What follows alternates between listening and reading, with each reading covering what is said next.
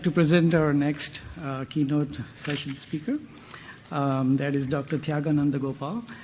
He's actually a good friend of mine. I met him at a similar IEEE conference a couple of years ago, and since then it's been a long professional collaboration. But I still haven't memorized his bio. I'm going to take a couple of minutes to read highlights of his illustrious career. So Dr. Thyagananda Gopal serves in the Directorate of Computer and Information Science and Engineering, SAIS, at the NSF. He is the Deputy Division Director for the Division of Computing and Communications Foundation, CCF. Prior to that, he managed wireless networking and mobile computing research within the Networking Technologies and Systems, or NETS, program at NSF. He's built coalitions in support of several new research platforms, including the platforms for advanced wireless systems that he's going to talk about. Dr. Nanda Gopal holds 38 US patents awarded and also has served as Associate Editor for the IEEE Transactions for Mobile Computing. And he's also an IEEE Fellow. With that, welcome. Thank you. So, John painted a vision of what's going to happen right away in the next few years, right, a couple of years. And Paul painted a vision for the future, the next 10, maybe even 20 years, right? And as researchers, you are wondering, what do I do in all of these things, right? And I'm going to tell you, there's a way for you to actually be an active part of both of this near-term and this long-term vision, right? And that's what we all want to be. We want to be in the mix, in the know, and doing things, getting our hands dirty. And that's what I'm here to talk about, right? So how do we power research and development in wireless communications, right? And this is a program that Durga alluded to, and we have heard about here, called the Platforms for Advanced Wireless Research, which I'm going to talk about, okay? So before we get started, I wanted to give you a preview of what wireless networking research investments are at the National Science Foundation. We have had 5 distinct areas, research programs, that kind of focus, that cover different aspects of wireless research: theory, circuits, spectrum, systems, as well as research infrastructure, right? So across all of these, we invest close to about $75 million a year, right? So this has been steadily ramping up for the last 10 years, okay? So which essentially indicates the level of interest the community sees and what we think as national priorities as well. And I think John pointed out very acutely that a lot of the work that in NSF invested, which is actually done by you, the academics, is critical. It's the foundations of the actual products we see here today. And this work has led not just to technology transfers, but also multiple startups and so on, right? And this is not just 5G, right? This is all other technology, Wi-Fi, sensors. So all other stuff that we see, our investments have been very crucial for that. So let's take a step back, right? So all the good work we have done, in some sense, has actually made us not become very visible. How many of you remember this term? Can you hear me now? Show of hands. How many of you remember this term? Can you hear me now? How long has it been since you saw an ad that actually said this on TV? It's been a few years now, right? We haven't heard this ad in probably 3-4 years. Why? Because they have become commonplace. They have pretty good coverage indoors and outdoors. Thank you 4G, thank you LTE, right? And smartphones have become ubiquitous, so people don't use just this for phones. They use it for many other things. So they just assume it works. Nobody thinks about, if the phone doesn't work, if they can't get to a website, they think something's wrong with the website. They don't think something's wrong with the network. So we've done a very good job of doing it, right? But there's more interest in the apps, but what does it mean, right? People want cheaper networks, they want cheaper data plans, they want unlimited data plans, right? But what does that mean for us? There's not much that we can convince the public. How do we capture the public's imagination? And this is what you heard in the talks today and yesterday, that every person who talks about 5G doesn't stop at talking just about the core network, the underlying wireless. They talk about all the stuff that is going to enable, right? There's a battle for the public imagination, also called the killer app, right? We're all looking for the killer app. So right now, as much as you may hear otherwise in industry trade press, we are at the very early stages of 5G. And over the next 5 years, you're going to see more and more features getting added. And if you go back to look at the early papers that kind of vision documents that people laid out in the beginning of 2014 or so, or 2012, of laying out the 5G vision, this true interoperability, this massive 10x in everything, right, or 100x in everything, you probably won't achieve it for the next 10 years or so. There's a lot of work that needs to happen, and that's something that each and every one of you is keen to be able to contribute to, right? Yeah? Yes, good. So what is new, right? So if you saw all those interesting applications that came up, the one thing that a common theme that comes out is convergence. And convergence is like, many forms of convergence. There's computing and communication converging together, right? Your smartphones can do all of them, right? You want your edge compute, your base stations to have some computation as well as comms, right? And you have hardware and software, right, converging. SDNs, software-defined networks, NFVs are essentially blurring those boundaries of what functions you implement in hardware and what you need to do in software. There is the last mile and the RAN converging, right? We are talking about multimodal wireless networks. This has been the holy grail, right? People have talked about Wi-Fi and cellular networks interoperating magically. You seamlessly move from one to another without losing your sessions. It was a vision, and like this real talk happening, there's much more hope for this being realized in the 5G model than before, right? And there's also, like what Paul just said, there's convergence across spectral boundaries. We are no longer defined by clear, pre-demarcated boundaries of spectrum. There's a lot of interest in making sure that we have a very flexible model and we can just jump and share and do things collaboratively and so on. So these are all going to drive the next research trends. And that's where you all are going to be part of, okay? So multidimensional problems can lead to much higher impact solutions, which will make the public reimagine wireless in a new context, right? Which makes us all relevant. We want to be relevant, we have a long career, right? So we hope we'll be relevant in 10, 20 years. So this is what's going to keep us relevant, okay? So think about the challenges when you go from theory to practice. So full duplex, massive MIMO, spectrum sharing, conceptually very simple, right? The theory behind massive MIMO was proven in the late 90s. Right? The Bell Labs guys wrote a paper saying, you can infinitely scale MIMO, no problem, right? Just do this theory, this calculations, and boom, you get the throughputs, linear scaling and throughput. Full duplex, just cancel interference. Done, you got it, right? But it is not easy. The real practical problem, as the question that came to John, the very first question was, how do you handle the computations that will help you get to this massive MIMO performance? That's the real problem. How do you solve it? That's where systems works comes in. You have to try these things out, see what breaks, how do you optimize. Those are the real challenges that we researchers, or what I call as pseudo-engineers, we are like somewhat researchers, somewhat engineers, we have to solve these real problems, right? And the real challenges in these. This takes building stuff like this and seeing what breaks takes time and money, right? Who has a graduate student who can work with you for a decade? Right? No graduate student wants to stay. I hope if you pay them a $200K, probably they'll stay. But right? It takes a lot of time. We don't have tools, adequate tools. We can't invest a lot of time and energy. The academic pressure cooker environment doesn't let us take the time to do these things over a long-term scale.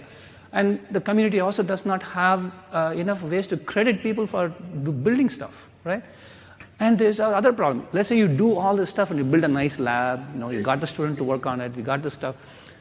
And then you build something that works in the lab. You may or may not be successful in saying, will this work in the real world? Maybe not, because real world throws up all kinds of kinks, all kinds of surprises, okay? And of course, you spent like 3-4 years working on something in the lab, and suddenly, some industry comes with a massive investment saying, because this is a high priority area, they go all out, do something, and suddenly what you have done so far is probably not as relevant. Maybe a new trend comes along the way, just like smartphones came and kind of took everyone by storm. Something else happens, and boom, your investment is wasted, right? So you really don't want to spend too much time doing this stuff. And you built a system, how can somebody trust you that what you got was really because of the system? Because now they have to build something to verify it. And who has the time in the world to do it, right? Let's be honest. So there are real problems that prevent us from doing the real convergent research. Right? And that's the problem we want to solve. In addition to this, think about all the challenges that come with doing systems work that help us bridge these boundaries. You have, because we can't afford big data sets, we play with toy data sets, right? We don't have a good way of eliminating bias. We are often subject to measurement bias. We cannot afford the time to test the null hypothesis. What we didn't do anything, right? Would the performance still be okay? We can't afford to do blinded experiments. We don't have the ability to show negative results because all of this takes time and effort, right? There's no incentive structure, okay? So how often we all get frustrated with the inability to verify a known result. So you've seen papers here. You've been here, probably many of you have been coming here to this conference in the past. You've seen some groundbreaking papers come out. You go say, I'm going to tell my student to go try this out in the lab. The student comes back and says, didn't work for me. And your first thinking is, the student probably did something wrong. Go back and check your work, right? Double check your work. Student spends another 3 months. You send another student to double check the student's work. They do all this stuff, and then they come back and say, no, we really couldn't get it to work. You still don't believe them. You go check it, right? And then they say, okay, maybe I should contact the authors. And the authors say, can you tell us what we did wrong? They say, no response. Send 3 or 4 emails, no response. Ask for the code, no response. And then you think, are we sure that work was actually what it said it's supposed to do? You have that frustration. How many of you have had this frustration? Quite a few hands, right? So we have this problem, right? And papers are kind of broken. There's 12-page limits to describe everything we have done. Come on, right? It doesn't work that way, right? This problem is going to grow. So we need to act collectively, right? To kind of create common platforms, set up benchmarks, figure out a way to share our stuff. And that's a really important thing, critical thing. And this is not just academia, by the way. This happens in industry too. You go to a standards body meeting, when somebody says, I ran this experiment for this algorithm, this is what I got. So therefore, my channel model is the best thing in the world. And the other guys are rolling their eyes and say, yeah, right. Okay, this is a common problem everywhere. Okay? So that's where common platforms and testbeds help. There's a lot of work that's happening, right? So we should all actively adopt it. And there is a lot of community experience in building these things, and that's all good, right? And we need more. These things take time and money and effort to build, right? And the experience that is shown from many of these test beds listed, this is not just the US, it's international too, right? People love these test beds. They use these test beds not just to train the students, but also to solve larger scale problems, right? But they don't answer all the situations that we want to do, right? There's no one size fits all for these things. So that's essentially the genesis of this program that at NSF we have been doing for the last 2 years or so, in collaboration with a large consortium of industries in the wireless space. Okay, it's called the Platforms for Advanced Wireless Research. It's a joint public-private partnership. NSF is pitching in $50 million. It's essentially matching the in-kind and cash contributions from a consortium of 20 different companies that are listed here, and there's still 28 companies or so, and still growing. So our goal essentially is to create large-scale testing platforms with the following principles, right? Number one, first and foremost, reproducibility, right? So John showed this amazing video. It's so cool. I'm going to just share that thing too. But imagine this. What if one of those other operators showed their own version of the video that said theirs was doing much better than the other one, right? So the first question is, hey, who do I believe now? Right? You're going to have that question, right? What if you can take that experiment and run it and say, well, here's a common basis. I can look at how it's done. I can verify it, and I can reproduce it again and again. So it's not a one-time thing. It's not a one-location thing. No matter where I try it, I can assess this in a way that's reproducible. So that's going to be a key benchmark, right, for us to look at, to trust each other, right? It has to be interoperable, right? It's not just my platform works really well with my technology and yours is different, and therefore we can't really compare results. We need to be able to compare results across different platforms. It shouldn't be specifically dependent on one type of SDR, right? And it has to be accessible by everyone, because I can always say, I have my own data set. I verified it on this particular data set. If you want to know more, I'm sorry, I can't tell you anything. That doesn't help you, right? It has to be accessible. It has to be open. And it has to be usable, right? I mean, we get students come in. We have new people switching between projects in industry. And if they want to come in and use something, they shouldn't have to spend 6 or 8 months just trying to learn how to use it, right? You have to have a graded way. You have to be able to get in there, try to do some basic experiments, learn along the way if you want to do more complex stuff, and get in there. And get your hands really dirty by getting all the way into the nuts and bolts of it, but you should at least be able to get in quickly. And you should be able to program it, right? So one of the interesting things about what Paul said in the SC2 is that you're looking at the ability to tweak things at every level, not just at the SDR, but all the way at the app, right? So you can play around with at all levels. And that's what gives you the flexibility to innovate much more than anything you have dreamed of. And that's something that we think is an important feature, and it has to be diverse, right? It can't be just one particular topic. It can't be just millimeter wave just because it's so cool and catchy right now. It has to cover a wide range of topics that are important to the wireless communication ecosystem. So these are our guiding principles. With that, we are funding 4 platforms. Each of them will last 5 years of funding from NSF and the consortium, right? And then they'll continue beyond that. Each of them, we are investing up to $25 million, okay? So the first 2 platforms were awarded last month. Okay, I'm going to talk about them here. There's going to be a panel at 1 o'clock where the awardees are going to come and talk about it. These platforms are going to be available for early access in a year from now. So next ICC, you should be able to go log on to these platforms and then try some experiments out. And then by 2021, you'll have a full functionality of these platforms available for users to test and play with. And we're going to award 2 more platforms next year, sometime next year. Okay? So the first one is Powder. It's a platform that is based out of Salt Lake City. It's a collaborative effort between University of Utah, Rice University, Texas Southern University, and University of Michigan. The idea behind this particular platform is it's going to create this wide, open spectrum playground in downtown Salt Lake City. It's a combination of campus, downtown, and residential neighborhoods. So you have different kinds of environments that you can test things in, along with a massive MIMO base station, right? So the Sprint base station that they showed, 64 elements, right, TX.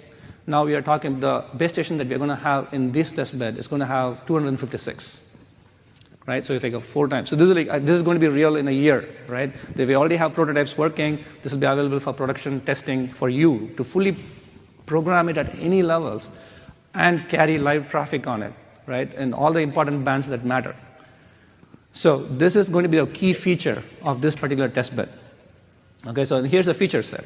Okay, so they're going to be having sub-6 gigahertz, all SDRs, fixed mobile, massive MIMO that's custom programmable. You can play around with all kinds of experiments in there, right? It's backed up by a very low latency, high capacity front haul and back haul network with heavy amounts of CPU, edge compute, and FPGA compute that you can leverage, both on-site at the base stations and also immediately at the edge, right? So which also allows you to do interesting experiments with mobile network architectures, right? And also edge cloud. This is backed up by a huge cloud infrastructure that NSF has already funded called NSF Cloud.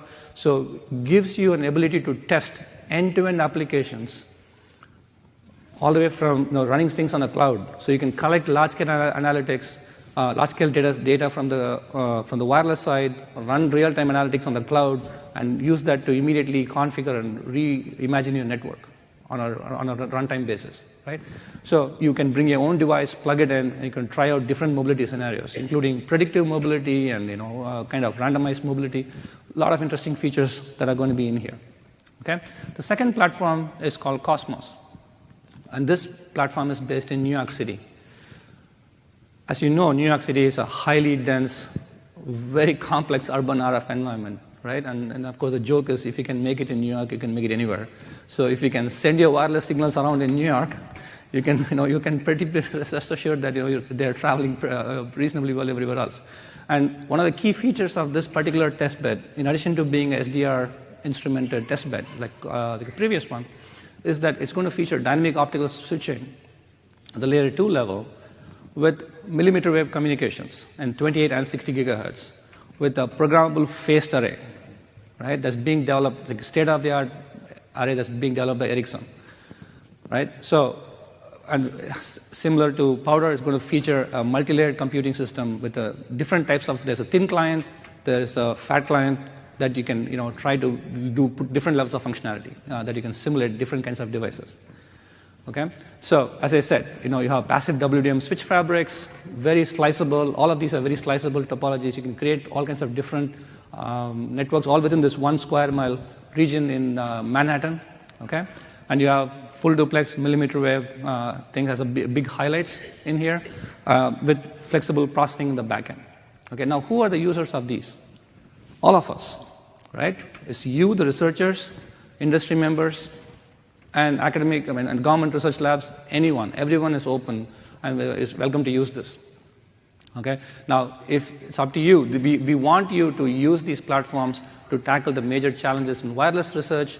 We want you to use these as a way to develop common standards, develop benchmarks, create data sets, host repositories and common tools. There is no excuse that I don't have the ability to build something of this scale. We don't have that excuse anymore. We are going to make it available for you. You have to use it. And if we don't use it anymore, then shame on us, right? All of us. We collectively are failing each other, and we don't want that to be the case, right? Because you have research at scale. You have an opportunity. I want to thank every single member of the industry consortium. There's 28 plus folks in there. They are coming here because they also want to see, just like what John mentioned, they want to see what the academics got to offer, right? So the test that you can show is immediate proof point saying that your technology works at scale, and that's going to be, you're going to be, people are going to pay attention to it, right? You're going to get the translation gap, technology translation gap closed really quickly because industry is paying attention to what we say there. And we are talking to European and other countries, partners with similar test beds about how we can federate this so we can actually share best practices and data sets and tools across these two. So that's what's in it for all of us, right? So we want you to be active users and try out all these novel applications. Let's find the next killer app, all right? That's what's going to get us going for the next decade, okay? So the Power Project Office, we have representatives here. If I may ask them to stand up, the Power Project Office rep. So they have people up here. So please feel free to reach out to them. They are the ones who are essentially bringing the contributions from industry and from NSF and getting the feedback from the research community to guide the entire process of selection and deployment of these platforms. So like I said, 2 done, 2 more to go, and they are leading the whole thing. There is a request for information for the next round. We are looking for your inputs on what else you would like to see in the next 2 platforms that we would like to build. You don't have to necessarily be the team that's proposing it. We want your ideas on what you would like to see tested, supported. Okay? The deadline is coming up soon, next week, so please take a time. It could be just 2 paragraphs. It could be just like a few sentences. Pitch in. Your ideas are most welcome for us, and we're going to use it to craft the next call. So here's a list of contacts. Again, the slides are going to be on my website. I should give you a link. Again, wireless networking at NSF is active. It's thriving. It's essentially a reflection of what the community wants, and we want to hear more about what you want us to support to promote the future of wireless networking. So thank you.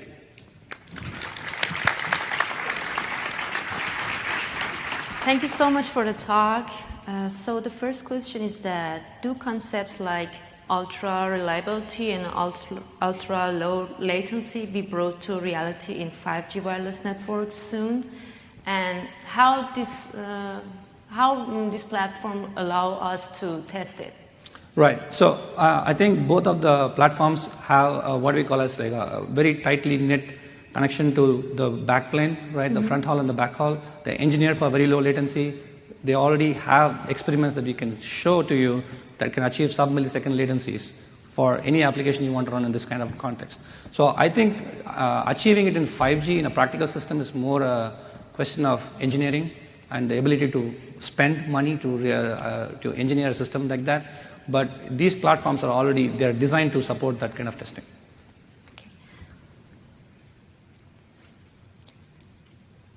So will the platform be free for everyone to access?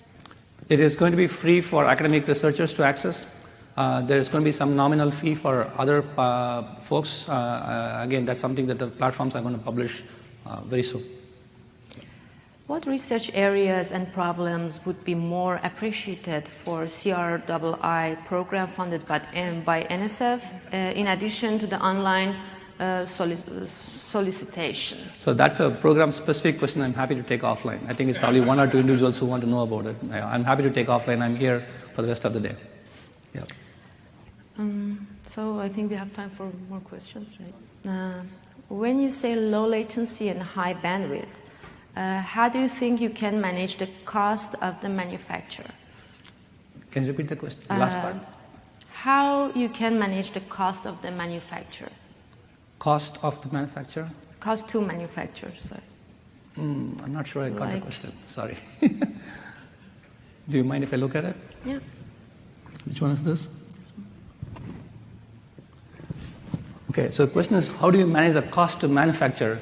I think it's a question of showing something is feasible. Many of these systems have a very high upfront cost, and once you get to volume and engineer them enough to produce them in large volumes to deploy in large number of systems, the cost comes down, cost per unit comes down. So it's up to us as researchers to show that something is feasible. Doesn't funding multiple platforms defeat the point of creating a common area to collaborate? So even though we are creating multiple platforms, these platforms are going to feature some common elements in terms of the user experience. So users will see a similar interface for creating, signing on, and testing experiments. So that way an experiment can be ported. So not only you'll have the same experience and look and feel when you go from one platform to another platform, you're also going to be able to try some of these experiments on one platform and move it to another platform and see how things differ. So we are keeping that in mind as we develop these platforms. How's the physical reconfiguration, such as antenna arrangement, supported in PAWR platform, advanced wireless research, and who does it? Right. So the key word is programmability, right? So we are not necessarily going to go up to the roof and tweak the position of an antenna. Now we are all talking about electronics, beam steering and whatnot. So what we call as antenna weights can be modified on the fly through software. So that's what we talk about programmability. So if you can tweak the antenna parameters, for example, the massive MIMO base stations, you can modify all the weights and all the parameters associated with antennas to create completely different beam patterns and steering arrays and so on. So it's entirely up to you how you want to manage and configure them. We don't need to physically be present to do this. So how do we check science in PAWR? Okay. So that's a very good question. And I think when you say check science, we want to make sure that the experiments are of high fidelity. So each of the platforms is working with NIST. NIST is the gold standard for, the NIST stands for National Institute of Standards and Technology. So they essentially define what measurement methodologies should be, right? And we are working with industry, all the companies as well, who have common testing frameworks that they have to use to pass certification processes. So we are making sure, number one, that anything that we measure is up to industry accepted norms, number one. And then, of course, I talked about reproducibility, right? The ability to actually take an experiment, capture it the way you ran it, and then save it for others to come and look at it. So if I ran an experiment, I got certain number of results using a certain configuration, I can save the entire configuration, save it in the cloud, and let's say you come in, now after a month, you want to test that results, you can say, let me pull up that entire configuration and run the experiment again and see if the data matches or the results match what I got. Or you can choose to just look at the data set alone, just look at the experimental results alone and see if those results are analyzed the same way or not. So we're looking at experimental verification, reproducibility and experimental rigor at multiple levels, and that's been like a guiding principle for us. It seems that PAWR mainly on outdoor problems, since indoor labs already exist. Is that correct? Like, do you have anything about Right. that? So actually, there is an interesting thing there. So there's a lot of outdoor activity for sure, but indoor also is a very critical piece because you need scale even indoors. So the very few labs have the ability to test like the entire building, for example. We don't have that ability right now, and you don't have benchmarks and data sets that allow you to simulate how the behavior is in the entire building. So one of the key pieces of the Powder platform, for example, is they have Texas Southern University, which is going to deploy robots, indoor robots on on a large scale, close to 50 robots or so, that will essentially help you assess and analyze channel behavior at different frequencies. So they're going to have SDRs mounted on them and so on. So you can actually do large-scale indoor testing. Right? And a similar capability exists in the millimeter wave space on the Cosmos platform. So we are looking at both indoors and outdoors. It is true that there's a lot of emphasis on outdoors because that's a completely missing capability, but we're also paying attention to getting scale on an indoor level, which is rare right now. Okay, thank you so much. All right, thank you. Thank you. Thank you, Tiaga, for a very interesting talk, and hope it's exciting for the research community here.